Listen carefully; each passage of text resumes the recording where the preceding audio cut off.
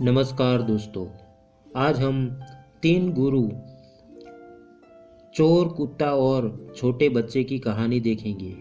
तो दोस्तों, बहुत समय पहले की बात है। किसी नगर में एक बेहद प्रभावशाली महंत रहते थे। उनके पास शिक्षा लेने हेतु दूर दूर से शिष्य आते थे। एक दिन एक शिष्य ने महंत से सवाल किया, स्वामी जी, आपके गुरु कौन है? आपने किस गुरु से शिक्षा प्राप्त की है? महंत शिष्य का सवाल सुन मुस्कुराए और बोले, मेरे हजारों गुरु हैं। यदि मैं उनके नाम गिनाने बैठ जाऊं तो शायद महीनों लग जाएंगे। लेकिन फिर भी मैं अपने तीन गुरुओं के बारे में तुम्हें जरूर बताऊंगा। मेरा पहला गुरु था एक चोर। एक बार मैं रास्ता भटक गया था और जब दूर किसी गांव में पहुंचा तो बहुत देर हो गई थी।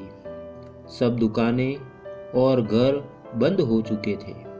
लेकिन आखिरकार मुझे एक आदमी मिला जो एक दीवार में सेंध लगाने की कोशिश कर रहा था। मैंने उससे पूछा कि मैं कहाँ ठहर सकता हूँ? तो वह बोला कि आधी रात गए इस समय आपको कहीं कोई भी आसरा मिलना बहुत मुश्किल होगा। लेकिन आप चाहे तो मेरे साथ आज की रात ठहर सकते हो। मैं एक चोर हूँ और अगर एक चोर के साथ रहने में आपको कोई परेशानी नहीं होगी तो आप मेरे साथ रह सकते हैं। वह इतना प्यारा आदमी था कि मैं उसके साथ एक रात की जगह 1 महीने तक रह गया। वह हर रात मुझे कहता कि मैं अपने काम पर जाता हूँ, आप आराम करो, प्रार्थना करो। जब वह काम से आता तो मैं उससे पूछता कि कुछ मिला तुम्हें? तो वह कहता कि आज तो कुछ नहीं मिला, पर अगर भगवान ने चाहा तो जल्द ही जरूर कुछ मिलेगा। वह कभी निराश और उदास नहीं होता था और हमेशा मस्त रहता था। कुछ दिन बाद मैं उसको धन्यवाद करके वापस अपने घर आ गया। जब मुझे ध्यान करते हुए सालों साल बीत गए थे और कुछ भी नहीं हो रहा था, तो कई बार ऐसे क्षण आते थे कि मैं बिल्कुल हताश और निराश होकर साधना छोड़ लेने की ठान लेता था। और तब अचानक मुझे उस चोर की याद आती जो रोज कहता था कि भगवान ने चाहा तो जल्द ही कुछ जरूर मिलेगा। और इस तरह मैं हमेशा अपना ध्यान लगाता और साधना में लीन रहता। मेरा दूसरा गुरु एक कुत्ता था।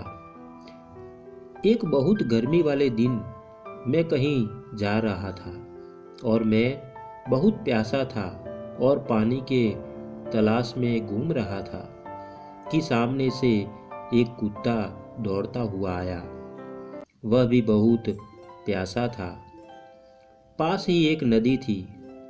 उस कुत्ते ने आगे जाकर नदी में झांका तो उसे एक और कुत्ता पानी में नजर आया जो कि उसकी अपनी ही परछाई थी। कुत्ता उसे देख बहुत डर गया। वह परछाई को देखकर भौंकता और पीछे हट जाता। लेकिन बहुत प्यास लगने के कारण वह वापस पानी के पास लौट आता। अंततः अपने डर के बावजूद वह नदी में कूद पड़ा और उसके कूदते ही वह परछाई भी गायब हो गई। उस कुत्ते कि इस साहस को देख मुझे एक बहुत बड़ी सीख मिल गई। अपने डर के बावजूद व्यक्ति को छलांग लगा लेनी होती है। सफलता उसे ही मिलती है जो व्यक्ति डर का साहस से मुकाबला करता है। मेरा तीसरा गुरु एक छोटा बच्चा है।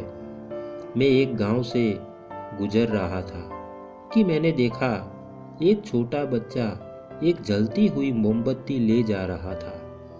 वह पास के किसी मंदिर में मोमबत्ती रखने जा रहा था। मजाक में ही मैंने उससे पूछा कि क्या यह मोमबत्ती तुमने जलाई है? वह बोला, जी मैंने ही जलाई है। तो मैंने उससे कहा कि एक क्षण था जब यह मोमबत्ती बुझी हुई थी और फिर एक क्षण आया जब यह मोमबत्ती जल गई। क्या तुमने मुझे वह स्रोत दिखा सकते हो जहां से वह ज्योति आई? वह बच्चा हंसा और मोमबत्ती को फूंक मारकर बुझाते हुए बोला, अब आपने ज्योति को जाते हुए देखा है? कहाँ गई वह? आप ही मुझे बताइए। मेरा अहंकार चकनाचूर हो गया। मेरा ज्ञान जाता रहा और उस क्षण मुझे अपनी ही मूढ़ता का एहसास हुआ। तब से मैंने कोरे ज्ञान से हाथ धो लिया। शिष्य होने का अर्थ क्या है? शिष्य होने का अर्थ है पूरे अस्तित्व के प्रति खुले होना, हर समय हर ओर से सीखने को तैयार रहना, कभी किसी की बात का बुरा नहीं मानना चाहिए, किसी भी इंसान की कही हुई बात को ठंडे दिमाग से एकांत में बैठकर सोचना चाहिए कि उसने क्या क्या कहा और क्यों कहा। तब उसकी कही बातों से अपनी की हुई गलतियों को समझे और अपनी कमियों को दूर करे। जीवन का हर क्षण हमें कुछ न कुछ सीखने का मौका देता है। हमें जीवन में हमेशा एक शिष्य बनकर अच्छी बातों को सीखते रहना चाहिए। यह जीवन हमें आए दिन किसी न किसी रूप में किसी गुरु से मिलाता रहता है। यह हम पर निर्भर करता है कि क्या हम उस महंत की तरह एक शिष्य बनकर उस गुरु से मिलने वाली शिक्षा को ग्रहण कर पा रहे हैं कि नहीं। दोस्तों, आशा करता हूँ कि आपको यह कहानी अच्छी लगी होगी। अगर आपको यह कहानी अच्छी लगी है तो दोस्तों एक लाइक और एक शेयर ज़रूर करना। चैनल को सब्सक्राइब करना मत भूलना। आपके प्यार को इसी तरह देते रहना, क्योंकि हम आपके लिए इसी तरह की अच्छी और मनपसंद कहानियाँ लाते रहे। तो दोस्तों, आज के लिए धन्यवाद धन्यवाद धन्यवाद। फिर मिलेंगे एक और नई कहानी के साथ। धन्यवाद।